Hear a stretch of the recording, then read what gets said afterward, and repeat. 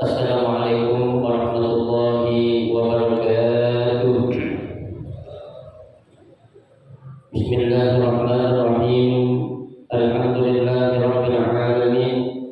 Wa bihi nasta'inu ala umuri dunya waddin. Wassalatu wassalamu ala asyrafil anbiya'i wal mursalin sayyidina Muhammad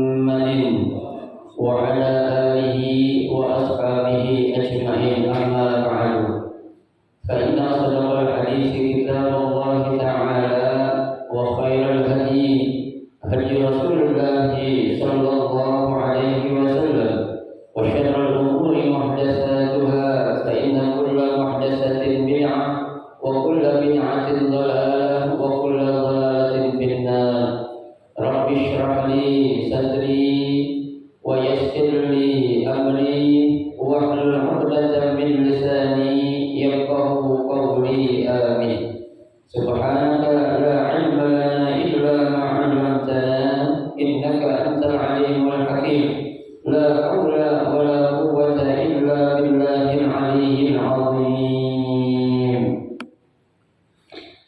Para asatidzah, para hujjah, bapak-bapak hadirin jamaah majelis taklim Masjid Jami' Ar-Rahmah yang dirahmati dan dimuliakan Allah. Alhamdulillah, kita bersyukur kepada Allah Subhanahu wa taala di malam hari ini Allah Subhanahu wa taala masih memberikan kepada kita karunia nikmatnya yang cukup banyak. Di antaranya adalah berupa nikmat sehat wal afiyah, nikmat panjang umur, terutama dua nikmat besar yaitu nikmatul iman wa nikmatul Islam yang tentunya patutlah kita syukuri. Dengan barakah nikmat yang Allah Subhanahu wa taala berikan kepada kita, alhamdulillah kita dapat melangkahkan kedua kaki kita menuju tempat yang termulia di sisi Allah Subhanahu wa taala. Baitun min buyutillah, rumah daripada rumah Allah, dan kita berada di Raudhah min riyadil jannah, taman daripada taman surga, dalam rangka kita mencari ilmu serta kita mencari keridhaan Allah Subhanahu wa taala. Kita berharap mudah-mudahan rangkaian amal ibadah yang sudah kita kerjakan, yang sedang kita kerjakan dan yang akan kita kerjakan, kesemuanya Allah Subhanahu wa taala akan memberikan ganjaran pahala yang berlipat ganda.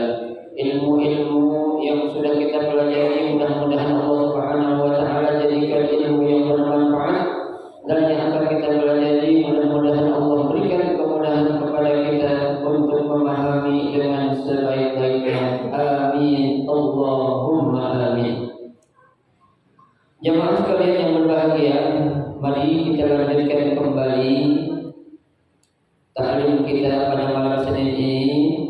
Pada malam hari ini kita akan melanjutkan membaca kitab Fikih Kifayatul Asfiyah, ya, melanjutkan bacaan kita, ya, yang pegang buku pada halaman 48, masih pembahasan tentang, ya, al-mashu 'alal khuffain, mengusap khuf ataupun mengusap muzat, ya. Pada pertemuan, ya, 3 minggu yang lalu kita sampai di bagian, ya, cabang daripada permasalahan yang ada pada, ya, mengusap khuffain, yaitu pada halaman 48 baris kedua dari bawah, ya. Bismillahirrahmanirrahim. Qala al-musannif rahimahullah wa adama an-naf'a bihi wa bi barakati 'ulumihi fid darain amin. Far'un law labisa al-khuf fawqa al-jabira fal asah annahu la yajuzu al-mas' alayhi li'annahu malbusun fawqa mamsuhin falam yujzi al-mas' alayhi kamashil imamati badal ar-ra'si wallahu a'lam. Qala wa yamsahul muqimu yawman wa laylatan wal musafiru salasata ayyamin wa layalihunna wal aslu fi dhalik hadis Abi Bakrah radhiyallahu ta'ala anhu anna Rasulullah sallallahu alaihi wasallam arkhasa lil musafiri salasata ayyamin wa layalihun wa lil muqimi yawman wa laylatan idza tatahhara wa labisa khuffaihi an yamsaha alaihima. Rawahu Ibnu Huzaimah wa Ibnu Hibban fi sahihayhima. Qala asy-Syafi'i isnaduhu sahihun wa qala al-Bukhari haditsun hasanun wa an Sufwan bin Assad radhiyallahu anhu qala kana Rasulullah sallallahu alaihi wasallam ta'ala alaihi ya'muruna idza kunna safaran an la nanzi'a khifafana salasata ayyam wa layalihun illa min janabatin walakin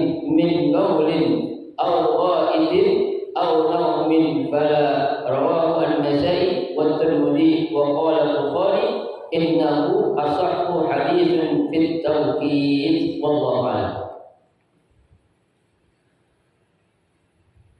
Pada cabang pembahasan tentang khauf di sini, Al-Imam Taqiyuddin ya dalam kitab Fiqh Kifayatul Akhyar menjelaskan, laula bisal khuf'a fawqal jabir, ya, apabila seseorang memakai khuf ya atau memakai muzab ya fawqal jabir, di atas apa itu al-jabir? Kalau kita bilang di atas pembalut, atau kalau kita bilang di atas, kita kalau ada luka itu di kaki kita pakai apa namanya? Perban, ya, atau sentoplas, ya. Apakah namanya yang merupakan pembalut yang biasa kita pakai saat kita dalam keadaan apa? Luka contohnya, ya. Lah bagaimana ketika ada seseorang yang memakai khuf ini sementara khufnya itu dipakai di atas balutan, ya, entah itu dari perban atau sentoplas atau apapun namanya, ya, bolehkah dia ini untuk mengusap khufnya sementara khuf yang dia pakai itu, ya, apa ada apa namanya, ya, beban ataupun sesuatu yang menghalangi dia untuk langsung dipakai menyentuh kulit, ya. Nah, di sini dikatakan fal asah, ya, menurut pendapat yang paling sahih, ya, annahu la yajuzul mas alaihi, ya, kita tidak dibolehkan untuk mengusap khuf ketika kita memakai khufnya itu sementara khuf yang kita pakai di atas apa? Pembalut ataupun di atas sesuatu yang tidak langsung menyentuh kulit kita, ya, nggak boleh, ya. Jadi contohnya ini bapak-bapak ini memakai khuf, ya, itu kan khuf yang kita pakai kemarin syaratnya itu udah, ya, harus menutupi bagian-bagian kaki yang wajib untuk diapain? Dibasuh saat kita melakukan wudu, ya. Nah, ini bagian kaki yang biasa kita pakai untuk wudu, ya, kita pakaiin pembalut, ya, entah itu perban atau lainnya, ya. Kita pengen ngusap khuf, tapi kita pakai perban, kita pakai khuf, ya. Nah, dalam kondisi seperti ini, kata Imam Taqiyuddin, pengarang kitab, ya, Fiqh Kifayatul Akhyar, annahu la yasih, ya, tidak sah atau tidak boleh, ya, mengusap muzab ataupun khuf sementara di atas muzab itu, di bawah muzab itu ada apa? Ada benda lain yang menempel langsung kemana? Ke kulit kita, ya, itu. Jadi tidak boleh hukumnya, ya. Kenapa? Alasannya li'annahu malbusun fawqa mamsuhi, ya, karena orang tersebut tuh, ya, memakai khufnya itu fauqa mamsuh, ya, yang di atasnya itu sudah ada benda lain yang apa? Yang seharusnya dia akan apa? Usap, ya. Kalau langsung dari khuf yang ada itu nggak jadi masalah. Tapi di sini ada apa? Ada benda lain yang melekat di bagian kaki yang biasa dibasuh saat wudu, sehingga menghalangi khuf yang kita pakai untuk langsung menyentuh apa?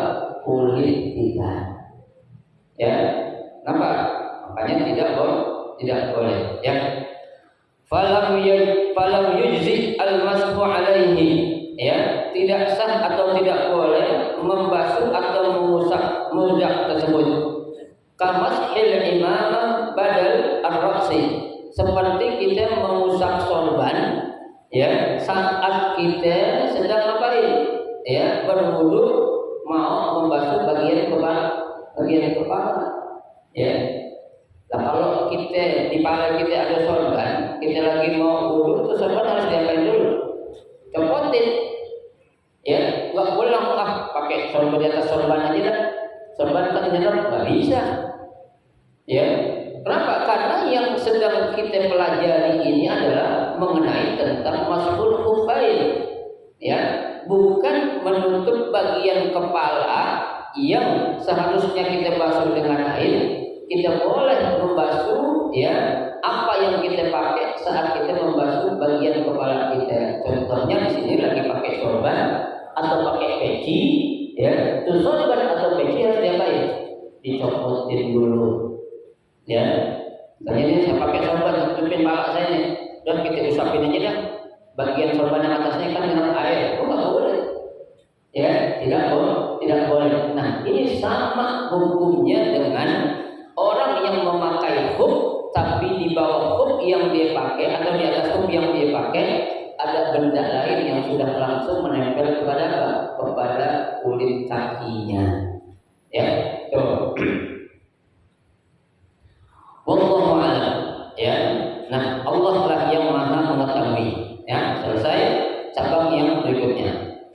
Qala al-musannif, ya, berkata pengarang kitab ini, ya, mengenai tentang berapa lama, ya, yang diperbolehkan kita memakai khuf, ya, apakah selamanya berhari-hari, ya, atau ada ketentuan waktu sehari, 2 hari, 3 hari atau sebulan, ya, apakah ada ketentuan? Kita lihat di sini. Wa yamsahul muqimu yauman wa lailatan, ya, diperbolehkan bagi orang yang mukim. Apa itu mukim? Mukim artinya orang yang menetap, ya, yang tidak melakukan perjalanan kemanapun, ya, artinya dia ada di rumah, ya, atau di tempat di mana dia tinggal, tidak melakukan suatu perjalanan kemanapun. Tuh.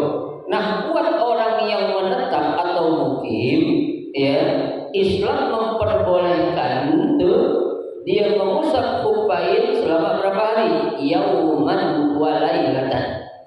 Ya, selama 1 hari 1 malam. Ya, 1 hari 1 malam. Ya, berarti berapa itu? Ya, kalau kita bilang ibaratnya, ya, 5 waktu sholat kan? Ya, subuh, zuhur, asar, maghrib, isya. Ya, itu ketentuan untuk orang yang mukim ataupun menetap pada suatu tempat ataupun daerah. Ya. Nah, menurut Imam Syafi'i, ya, ketika kita sudah dikatakan orang yang mukim ataupun menetap, ya, berapa hari ketentuan orang itu bisa dikatakan mukim? Contohnya kita nih, ya, kita penduduk Kalibata contohnya, ya, tahu-tahu kita melakukan perjalanan menuju suatu tempat yang dimana kita akan bermalam di tempat itu selama berapa hari? Contohnya seminggu lah, ya. Imam Syafi'i mengatakan kita baru dikategorikan orang menjadi mukim atau penduduk setempat yang tidak kemana-mana setelah kita berdiam kurang lebih 3 hari, ya. Kalau kurang dari 3 hari, kita masih dikatakan musafir, ya, kita masih dikatakan orang yang masih melakukan perjalanan. Tapi kalau udah 3 hari, kita nginep di suatu daerah atau tempat yang kita tinggal itu, baru kita dikategorikan orang-orang yang mukim, ya, tuh. Jadi ada ketentuannya, Pak. Ya, berarti kalau kita sudah dikatakan mukim, kita nggak boleh nanti mengkosor jamaah sholat kita, ya, nggak boleh jamaah takdim, jangan jamaah takdim. Itu kalau menurut mazhab Imam Syafi'i, ya. Selama belum 3 hari boleh kita, ya. Kita sampai di tujuan, contohnya kita sampai di mana itu? Di Malang. Ya, hari pertama, hari kedua, hari ketiganya itu masih boleh kita jamaah tuh. Zuhur sampai asar kita jamaah atau kita kosor juga. Maghrib sama isya boleh gak? Boleh, selama waktu yang memang ditentukan menurut mazhab Imam Syafi'i terhitung sebelum kita dikategorikan termasuk mukim, yaitu kurang dari 3 hari. Ya, jadi setelah 3 hari baru divonis kita dalam mazhab Imam Syafi'i dikategorikan orang yang mukim ataupun orang yang menetap. Ya, baik. Sekarang untuk yang musafir berapa hari? Wal musafiru, ya, untuk orang-orang yang musafir atau melakukan perjalanan salah satu ayyamin wa layalihun. Ya, buat orang yang melakukan perjalanan diperbolehkan memusafirnya itu selama berapa hari? 3 hari 3 malam. Ya, berarti 24 jam kali 3. Ya, berapa jam itu? 24 kali 3 berapa? 72 jam. Ya, itu hitungan buat orang yang musafir. Ya, buat orang yang melakukan perjalanan. Ya. Lah ini menurut mazhab Imam Syafi'i, ya, karena kita sedang belajar fikih Imam Syafi'i. Tapi kalau menurut mazhab yang lain seperti Imam Hanafi, ya, Imam Malik dan Imam Ibnu Hanbal, ya, ketentuan ini tidak ada. Ya, karena kan kalau Imam Syafi'i orang baru dikatakan dia itu melakukan musafir, minimal dia sudah melakukan perjalanan berapa kilo? 83 kilo. Ya, 83 kilo dari sini kemana itu? Contohnya, Sukabumi ada nggak? Sukabumi lebih ya. Ya, taruhlah puncak sana. Ya, puncak paling ujung Cibodas. Ya, Cibodas tuh. Itu Jakarta Cibodas sampai itu 83 kilo. Ya. Karena kalau dari sini kita jalan masuk tol aja itu udah 43 kiloan. Ya, naik ke atas puncak-puncak sampai ke ujung puncak tol Cibodas itu bisa sampai 83 kilo. Ya. Nah, menurut Imam Syafi'i ketika kita sudah menempuh jarak, ya, tempuh sejauh 83 kilo, baru kita dikatakan orang-orang yang musafir. Nah, boleh kita melakukan qasar, jamak, takdim, takhir, boleh. Boleh, ya. Tapi kalau menurut mazhab yang tiga tidak demikian. Yang dikatakan orang musafir itu enggak mesti orang pergi jauh, jalan jauh sampai sekian kilometer, enggak mesti. Ya, dia jalan dari sini ke rumah atau dari rumah ke masjid, kata imam yang tiga itu sudah dibilang musafir. Ya, jangankan sekian langkah, 1 langkah aja itu kata Imam Hanafi sudah dibilang sebagai suatu musafir perjalanan. Enak gak? Bapak dari pasar minggu itu udah musafir dan banyak berapa langkah ya? Itu kalau mazhab imam yang tiga selain Imam Syafi'i. Ya, bolehkah Ustaz saya praktekin yang itu? Jangan. Ya, kenapa kita ngambil mazhab yang enaknya doang?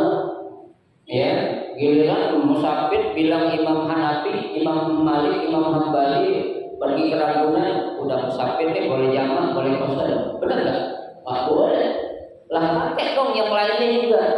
Ya. Wudunya juga pakai cara wudu imam yang tiga. Ya. Jangan kita mengambil suatu pendapat yang enak buat kita doang. Ya, itu namanya apa? Curang.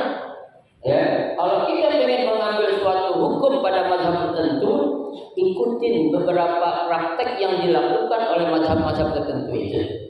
Ya, jangan pas giliran enak buat kita. Orang bapak kan semalam gua ngaji yang Bukhari katanya. Pada Imam Hanafi, Imam Malik, Imam Hambali keragunan sudah dibilang musafir.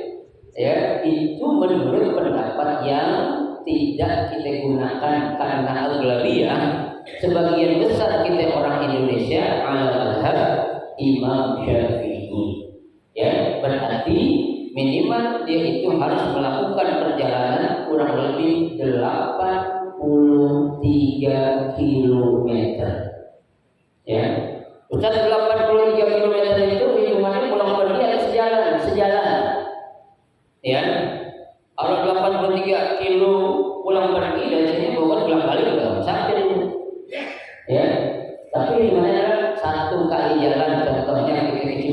tersebut, ya, itu sudah diperbolehkan kita dikategorikan orang-orang yang apa? Musafir atau orang-orang yang melakukan perjalanan, ya. Nah, buat orang yang musafir, ya, kita mazhab Imam Syafi'i boleh sampai 3 hari kita mau hukum, artinya kita buka hukum kita selama 3 hari, boleh nggak?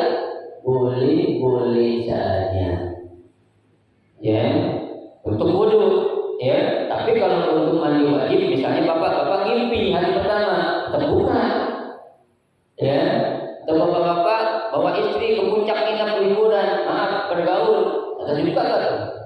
Buka, ini untuk wudhunya doang.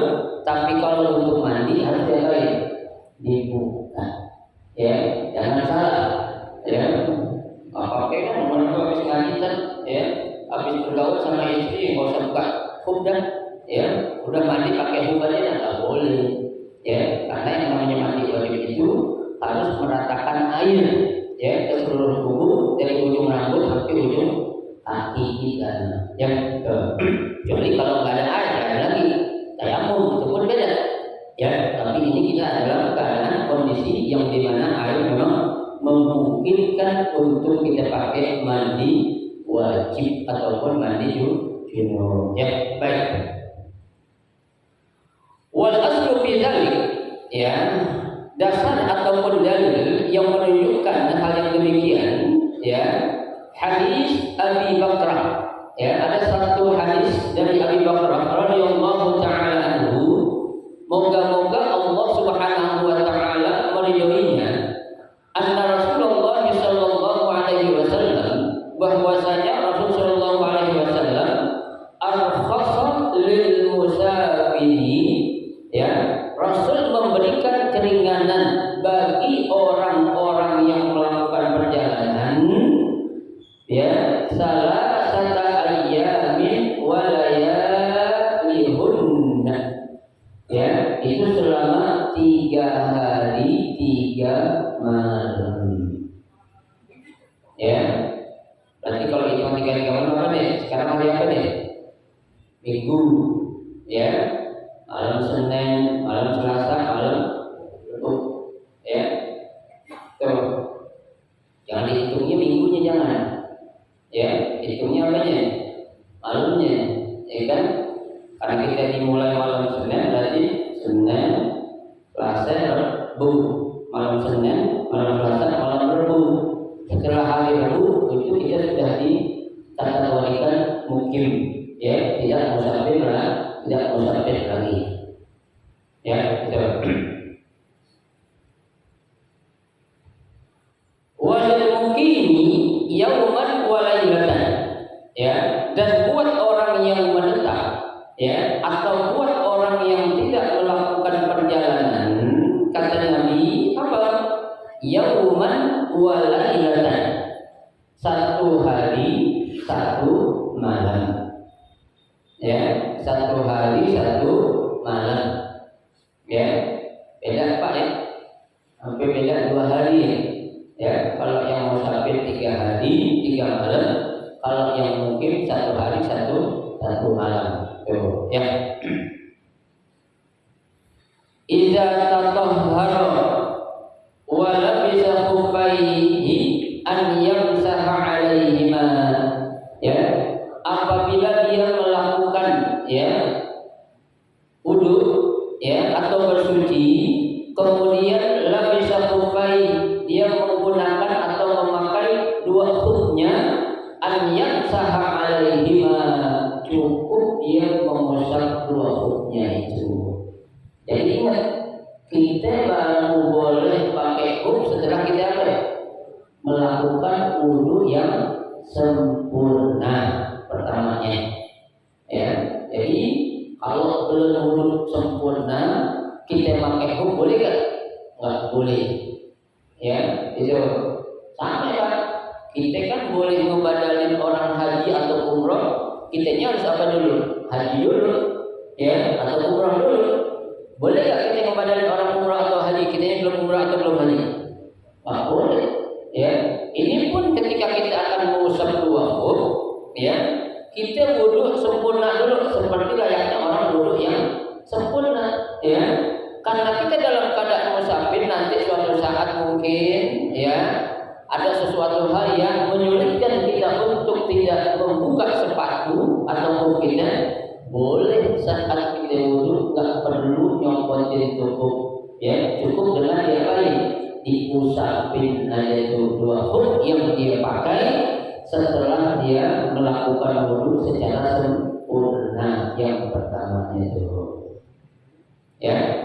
Jadi bukan apa, bukan sebelum kita berwudhu yang sempurna, ya. Ibarat kata kita bersihin dulu, ya. Itu sama juga hukumnya ketika kita di anggota wudhu yang lain seperti tangan kita, ada bagian anggota tangan kita ada yang luka, ya. Kita bilang, dokter bilang kita boleh kena air nih, ya. Sebelum kita pakai perban atau sebelum kita pakai tensoplast, itu kita wudhu dulu secara sempurna, ya. Setelah itu kita tempel itu tensoplast atau perban itu nggak perlu kita apain, kita copot lagi, cukup kita usapin bagian yang atasnya aja yang tertutup oleh apa, pembalut baik itu perban ataupun apa, tensoplast, ya.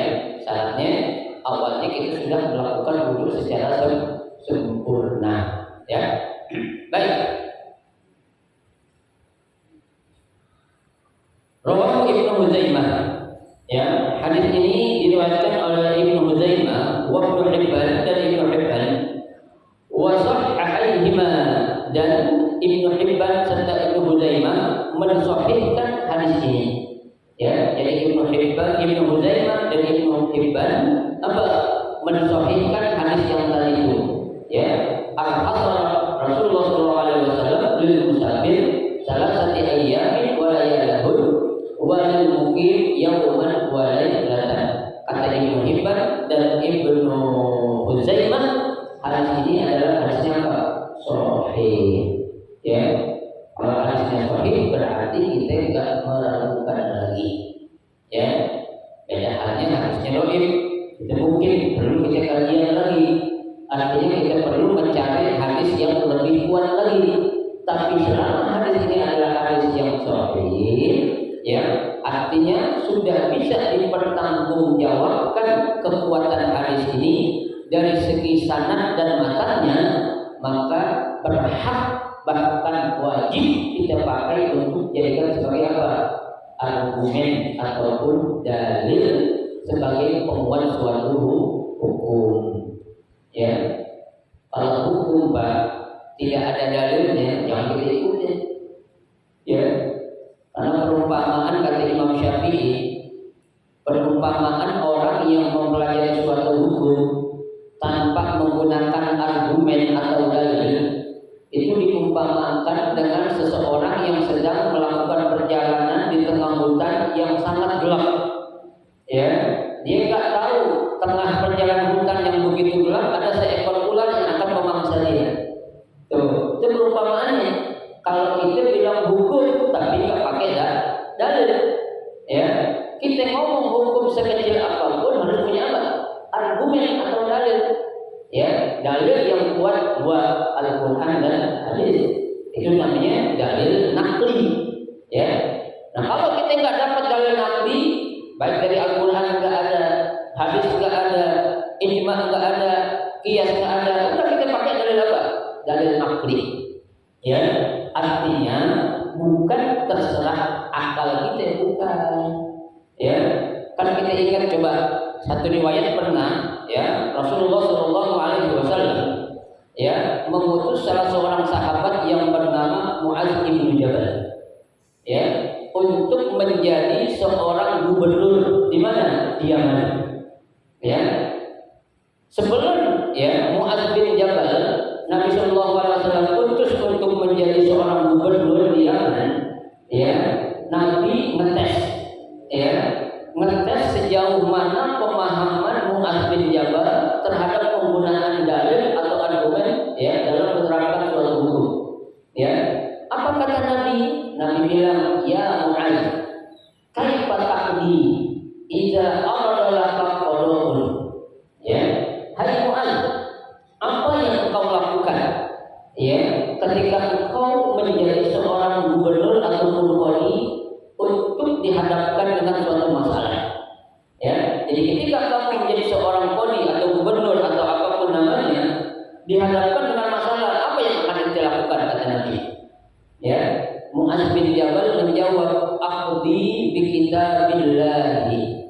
Ya, aku akan menghukumkan ya permasalahan atau hukum yang dihadapkan kepadaku akan berdalil menggunakan argumen dalam Al-Qur'an. Tuh, Nabi bilang cakep ini. Ya. Fa in lam tajid fil Qur'an, kata Sayyidina Rasulullah SAW kepada Mu'adz bin Jabal. Mu'adz dengan cerdas dia menjawab, "Aqdi bi sunnatika Rasulullah sallallahu alaihi wasallam." Aku akan menghukumkan dengan menggunakan dalil dari apa? Dari hadis-hadis yang kau ucapkan ya Rasul. Tuh, ya. Terus kata Nabi, "Fa in lam tajid fil Qur'an wala fi sunnati Rasulillah sallallahu alaihi wasallam." Ya. Kalau engkau tidak dapat di argumennya itu, dalilnya itu ada dalam Al-Qur'an atau tidak ada dalam hadis, apa yang kau lakukan wahai manusia? Ya. Tuh. Aqli bi ra'yi. Ya, aku akan menggunakan dalil berdasarkan akal. Ya. Tapi kata Mu'adz, wala ubali ma fil Qur'an wala fil hadisin nabawi. Bukan berarti aku meninggalkan dalil atau hukum yang ada dalam Al-Qur'an atau dalam hadis Nabi. Tapi saya mengambil suatu iktibar ya atau membiaskan sesuatu hukum yang tidak ada dalam Al-Qur'an dan hadis berdasarkan pendapat yang aku ambil dari apa? Ya, akal yang sehat, tentunya berpijak kepada Al-Quran dan juga hadis Nabi kita Muhammad Sallallahu Alaihi Wasallam. Itu cerdasnya Mu'adz bin Jabal ketika beliau akan dijadikan sebagai seorang gubernur oleh Rasulullah Sallallahu Alaihi Wasallam di suatu tempat yang namanya Yaman. Ya, negeri Yaman. Tuh, ya. Jadi kalau orang udah pilihan Nabi, insya Allah nggak salah. Ya, tuh. Kalau pilihan orang manusia biasa kayak gitu, kadang masih banyak apanya? Salahnya. Ya, kita milih presiden ini salah atau enggak? Kita milih gubernur ini salah atau enggak? Tapi kalau udah pilihan Allah dan pilihan Rasulullah, insya Allah tidak akan ada sedikit kesalahan ataupun kekeliruan Tuhan. Ya, jadi kan sumber hukum itu pertama Al-Quran, yang kedua hadis, yang ketiga ijma, yang keempat qiyas, yang kelima masalihul mursalah, yang keenam al-ihtisan, yang ketujuh qaulu ahli Madinah. Tuh, ada 7 sumber hukum yang boleh kita jadikan sebagai apa? Ya, dalil ketika kita menghukumkan sesuatu hukum, tapi secara urut. Ya, nggak boleh kita ambil dari yang mana? Yang bawah. Saya ambil dah qaul ahli Madinah dulu, nggak boleh. Ya, ada yang lebih tinggi, ada al-ihtisan, ada masalihul mursalah, tuh, ada ijma, ada qiyas. Ya, kalau emang itu nggak ada, baru kita ambil apa? Dalil yang paling rendah, dan itu pun bukan berarti meninggalkan hukum-hukum yang ada dalam Al-Quran ataupun hadis Nabi kita Muhammad Sallallahu Alaihi Wasallam. Ya, jangan jauh-jauh Pak. Kayak sholat tadi mau di Al-Quran dijelasin. Ada nggak di Al-Quran? Nggak ada. Ya, yang Allah hanya suruh aqimus sholat, tegakkan sholat udah. Nah, kaifiahnya Allah buatkan melalui siapa?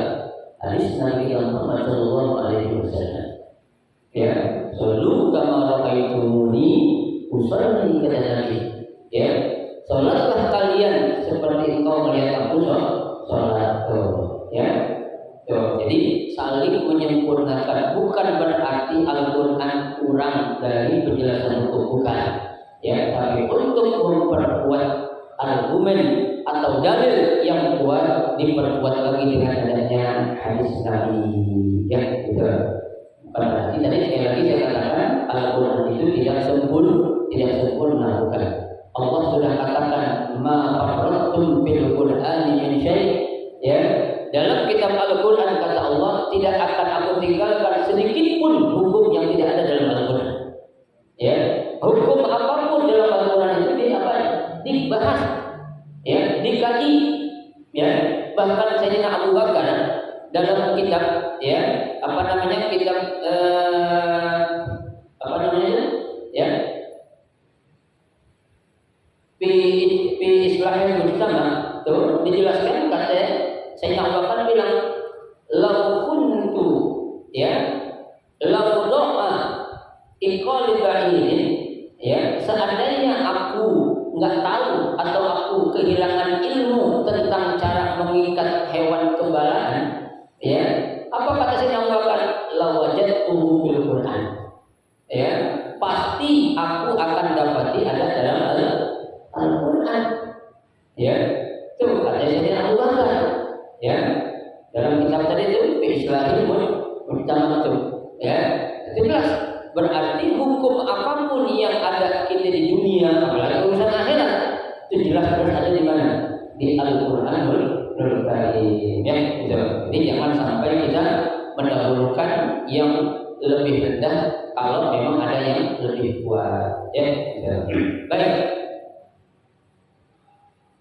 Wa qala al-Bukhari, qala asy-Syafi'i, ya, Al-Imam Syafi'i berkata, isnaduhu sahihun, ya, sanadnya ini hadis sahih.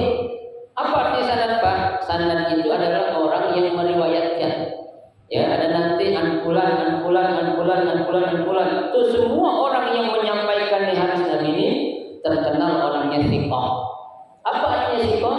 Dia itu adil, dia itu jujur, dia itu nggak pernah berbuat bohong, ya, itu namanya thiqah. Ini sudah diteliti karena ada kitabnya, namanya kitab apa itu? Ya, kitab yang ada itu namanya kitab Ulumul Hadis, ya, kitab yang berfungsi untuk meneliti seberapa besar kedudukan atau derajat hadis ini.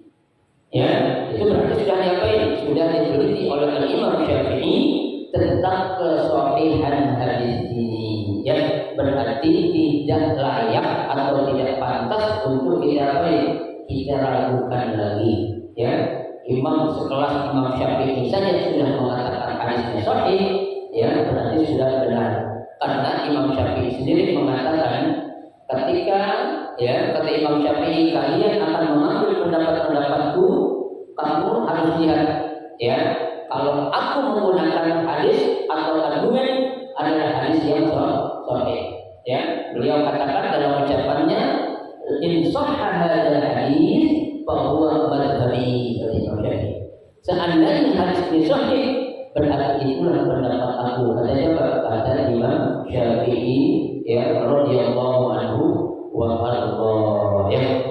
Wa qala al-Bukhari haditsun hasanun, ya. Sementara Imam Bukhari mengatakan hadis ini baru sampai ke derajat hadis hasan, belum mencapai ke hadis yang sahih, ya.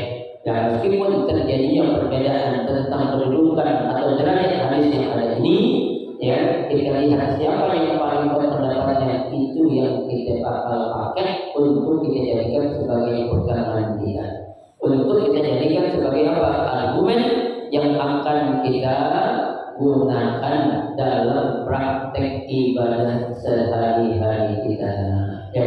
Jadi buat kita sekalian, bapak-bapak sekalian, ketika ada perbedaan pendapat yang ada, jangan kita bingung, ya, jangan kita jadikan suatu yang itu masalah, ya. Kita bilang bingung, yang benar yang mana sih pendapatnya, ya. Jangan bingung yang benar yang mana, lihat yang mana yang paling kuat argumennya, ya kan. Lihat yang mana yang paling tegas ataupun bisa dipertanggungjawabkan tentang kesahihan hadisnya. Kalau itu suatu hadis, ya. Kalau kita sudah mengetahuinya, itu yang pernah kita pegang. Lah dari mana Ustaz kita tahu? Ngaji.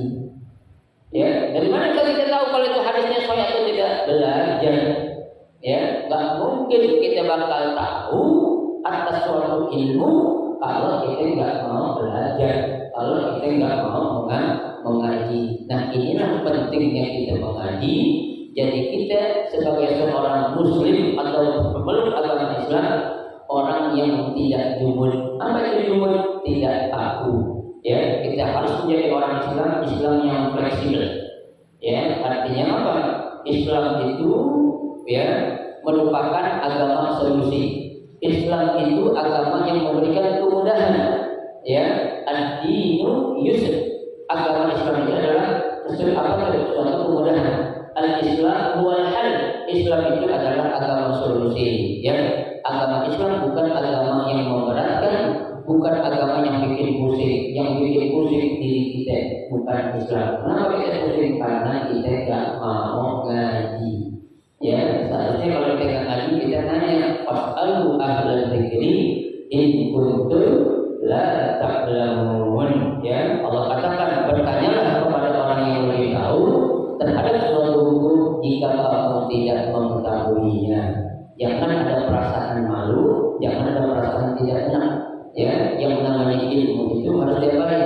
Al-ilmu bitta'allumi. Ilmu itu bakal didapat dengan cara belajar, bukan cara dengan diam-diam baik, melamun ataupun melakukan hal-hal ya yang tidak bermanfaat untuk kita dapati. Ya. Wa Sufyan ibn Hasan radhiyallahu anhu qala wallahu a'lam bishawab. Nanti kita lanjutkan pada ya 2 minggu malam Senin yang akan datang.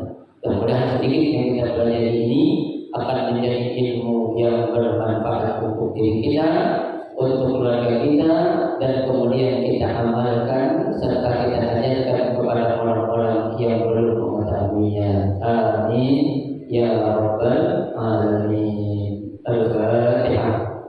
Alhamdulillah.